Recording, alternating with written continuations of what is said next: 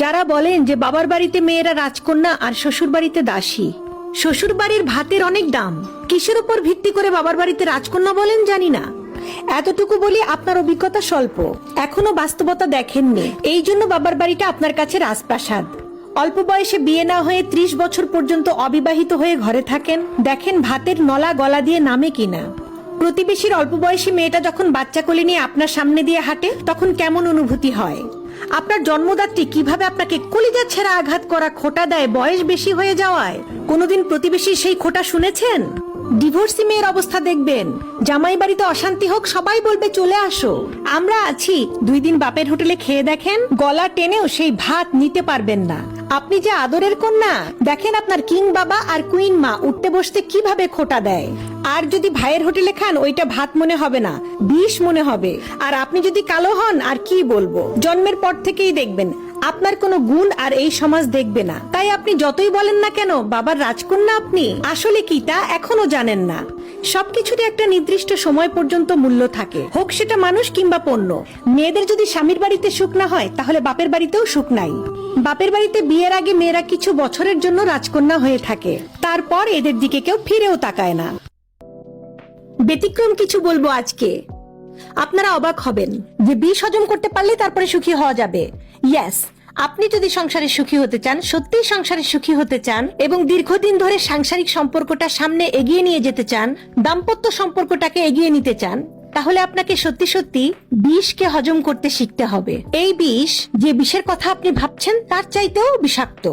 এই বিষ, বোতলের যে বিষ খেলেই আপনি মারা যান, তার চাইতেও যন্ত্রণাদায়ক। কারণ এই বিষ আপনি খাবেন, আপনি একটু অর্ধেক যন্ত্রণা ভোগ করবেন বা লম্বা সময় ধরে যন্ত্রণা ভোগ করবেন, কিন্তু আপনি মরবেন না, আবার আপনি সুখী হবেন। ব্যতিক্রম কথা না? আমি জানি আমার এই ভিডিও শোনার পরে অনেকেই আমার সাথে দ্বিমত পোষণ করবেন এবং কমেন্ট বক্সে বিভিন্ন ধরনের কমেন্ট করবেন, করুন, কিন্তু এটা সত্যি কথা।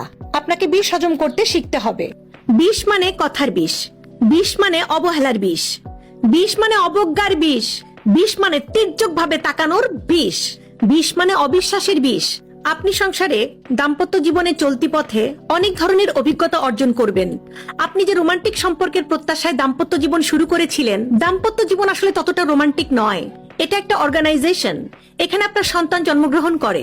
দাম্পত্য জীবনে 2 জন পার্টনারের অসংখ্য পার্সোনাল ইস্যু থাকে, পারিবারিক ইস্যু থাকে, আর্থিক ইস্যু থাকে, আবেগীয় ইস্যু থাকে, সামাজিক ইস্যু থাকে, বাচ্চা কাচ্চার ইস্যু থাকে। এত ইস্যু যেখানে হ্যান্ডেল করতে হয়, সেখানে রোমান্টিকতা আস্তে আস্তে কমতে থাকে, কমতে কমতে কমতে কমতে তলানিতে ঠেকে। একসময় দুজনের মধ্যে যে একটা রোমান্টিক সম্পর্ক ছিল, সেই সম্পর্কটার কথা ভুলে যায় মানুষ। তখন যখন 2 জন রিকশায় ওঠে, তখন একজন তাকায় উত্তর দিকে আর একজন তাকায় দক্ষিণ দিকে। এই জন্য একজন বলেছিল যে রিকশায় যদি একজন নরনারী যায়, তাহলে তাকে দেখে সে একদম উনি বলে দিতে পারে যে এরা কি প্রেমিক প্রেমিকা নাকি স্বামী স্ত্রী। স্বামী স্ত্রী তো হওয়া দরকার ছিল প্রেমিক প্রেমিকা, কিন্তু সময়ের পরিক্রমায় এবং ব্যবহারিক কারণে, বিভিন্ন যন্ত্রণা ফেস করার কারণে একজন আরেকজনের মুখ দেখার অবস্থা থাকে না অনেকক্ষণ। সরি, আমি সবার কথা বলছি না, অনেকের কথা বলছি। এবং দাম্পত্য জীবনের যে কলহ, দাম্পত্য জীবনে যে সংকট, এটা অবশ্যম্ভাবী, এটা হবেই। কিন্তু বিষয়টা হচ্ছে আপনি এটাকে কিভাবে হ্যান্ডেল করছেন, আপনি এটাকে কিভাবে ম্যানেজ করছেন। আসলে আপনি আদৌ এটাকে ম্যানেজ করতে চাচ্ছেন কিনা। যদি ম্যানেজ করতে চান, তাহলে ওই যে বলেছি যে সব কুটু কথা আপনি মনে রাখবেন না, অনেক কিছু আপনি দেখবেন, দেখে আপনি চোখ দিয়ে বুকের মধ্যে ঢুকিয়ে ফেলবেন, বিষটাকে হজম করে ফেলবেন। অনেক কথা শুনে আপনি ভেতরে নিয়ে নিবেন, রিপ্লাই দিবেন না। অনেক কষ্ট আপনি বুকের প্রকষ্টে জমা করে রাখবেন। সবসময় যে কষ্টগুলো, কথাগুলো তীব্র তা নয়, অবহেলাগুলো তীব্র তা নয়, কিন্তু ছোট ছোট অবহেলা লম্বা সময় ধরে তীব্রতার জন্ম দিতে পারে। ছোট ছোট ঘৃণা লম্বা সময় ধরে বিরাট এক ঘৃণায় পরিণত হতে পারে। আপনি যদি বিষকে হজম করতে শেখেন, সুবিধাটা কি? সুবিধাটা হচ্ছে যে আপনার মন মেনে নিল আপনি সংসার করবেন, আপনি সামনে যাবেন। যদি ভালোবাসার ঘাটতি থাকে, দুজনের মধ্যে যদি দূরত্ব তৈরিও হয়ে যায়, একজন যদি আরেকজনের দিকে ভালোবাসার দৃষ্টিতে নাও তাকায়, তবুও সংসার করে যেতে হবে বাচ্চাদের কারণে, সংসারটাকে টেনে নিতে হবে এবং বিষকে হজম করে ফেললে আপনি আবার ভালোবাসতে পারবেন। আর বিষকে যদি হজম করতে না পারেন, গায়ে মেখে রাখেন, মনের মধ্যে রাখেন, তাহলে আপনি ভালোবাসার পুনর্মিলন ঘটাতে পারবেন না। আর সংসারে যদি ভালোবাসা না থাকে, একটা আন্ডারস্ট্যান্ডিং না থাকে, সংসারে যদি একটা দূরত্বের সম্পর্ক সারাক্ষণ চলতে থাকে, তাহলে আপনি সামনে যেতে পারবেন না। দূরত্বটাকে আপনি গিলে ফেলুন এবং বিষকে হজম করে ফেলুন। হয়তো কথাগুলো দাম্ভিক মনে হবে, হয়তো কথাগুলো আপনাদের কারো কারো কাছে কেমন শোনাবে, কিন্তু প্র্যাকটিস করে দেখুন, না হলে সংসারে এমন সময় আসবে যে মনে হবে যে না, আর দুজন একসাথে পারা যাচ্ছে না। আপনার ছেলে মেয়ে বড় হয়ে গেছে, আপনি যাবেন কোথায়? দুজন তখন আলাদা হয়ে গেলেন, অথচ আপনার যে জীবন চলছিল, যদি বিষ হজম করে থাকতে পারতেন তো ওই জীবন অনেক সুন্দর ছিল। আলাদা হয়ে যে জীবন হবে সে জীবন অনেক মর্মান্তিক। আমি অনেক ডিভোর্স কাপল দেখেছি। এত সহজ না লাইফ ম্যানেজ করা, বরঞ্চ নিজেকে ম্যানেজ করার প্রতি যদি আপনি মনোযোগ দেন, নিজে যদি অনেক কিছু ইগনোর করতে পারেন, করে একটা শান্তিপূর্ণ সহ অবস্থান বজায় রাখতে পারেন, সেটাই শান্তি।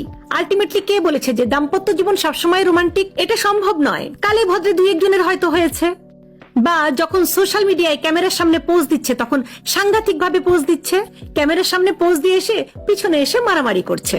তবে সোশ্যাল মিডিয়ার সুখ দেখে আবার মনে করবেন না যে সবাই খুব সুখে আছে। তবে হ্যাঁ, আপনাকে সুখী হতে হবে এবং তার জন্য বিষ হজম করার পদ্ধতি আপনাকে অবলম্বন করতেই হবে। এই পদ্ধতি আপনাকে শিখে ফেলতেই হবে। আর তা যদি আপনি না পারেন তাহলে আপনি অসুখী হবেন। এই দায়ভার কার? এই দায়ভার আপনার। হ্যালো বন্ধুরা, আসসালামু আলাইকুম। মন মেজাজ কিন্তু খুব খারাপ আছে। গিয়েছিলাম এক বিয়ের দাওয়াত খেতে। সেখানে যেয়ে দেখি আমার যারা পরিচিত আছে, আমার বান্ধবী হোক বা আমার হাজবেন্ডেরও যারা পরিচিত আছে, তার বন্ধু বান্ধব আছে, সবার বউরা এসেছিল বিয়ে খেতে। সবার গায়ে দেখি অনেক সুন্দর সুন্দর গহনা এবং সব স্বর্ণের গহনা। আমার হাজবেন্ডকে আমি যখনই স্বর্ণের গহনার কথা বলি, সে আমাকে গহনা বানিয়ে দেয় না। তো বিয়ে টিয়ে খেয়ে এসে হাজবেন্ডকে বললাম যে দেখো তো, সবাই সবার বউকে কত সুন্দর গহনা বানিয়ে দিয়েছে, তুমি আমাকে গহনা বানিয়ে কেন দাও না? আমি যখন কোনো অনুষ্ঠানে যাই, আত্মীয়স্বজনের বাসায় যাই, তখন সবাই যখন গহনা পরে, আমার সবার সামনে আমার লজ্জা লাগে, শরম লাগে যে আমার হাজবেন্ড আমাকে একটু গহনাও বানিয়ে দেয় না, আমার গহনা নাই। তখন হাজবেন্ড আমাকে বলতেছে যে আমি তো চাই যে তুমি কোনো অনুষ্ঠানে গেলে, কোথাও গেলে লজ্জা পাও, শরম পাও, মানুষের কাছে ছোট হও। আমি বললাম কেন, আমি কি করেছি? তুমি কেন চাও যে তোমার বউ সবার সামনে ছোট হোক, লজ্জা পাক, শরম পাক? তখন হাজবেন্ড বলতেছে যে আরে পাগলি, লজ্জা শরমই তো হচ্ছে মেয়েদের আসল গহনা। শুধু শুধু ভরি ভরি গহনা দিয়ে লাভ আছে যদি লজ্জা শরমই না থাকে? আমার